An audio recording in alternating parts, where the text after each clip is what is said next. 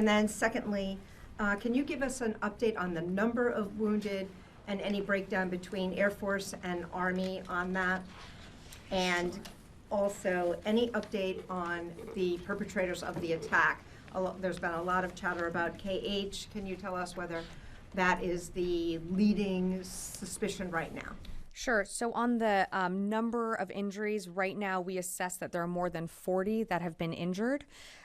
We do expect that number to continue to fluctuate as our service members, as you know, with TBI, report symptoms later on, so that number could continue to grow.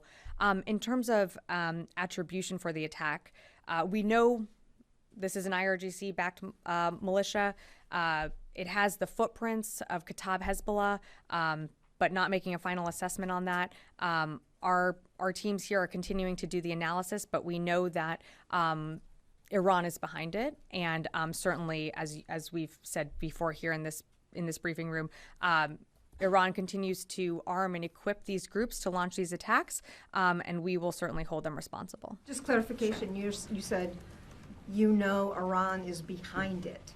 You know that Iran or Iranian leaders were actually behind this attack, as in planned, coordinated, or directed it? We know that Iran certainly plays a role with these groups. They arm and equip and fund these groups. I don't have more to share in terms of an intelligence assessment on if leaders in Iran were directing this attack, but what I can tell you is that we know these groups are supported by Iran, and therefore they do have their fingerprints on this, but I can't tell you more in terms of who directed the attack.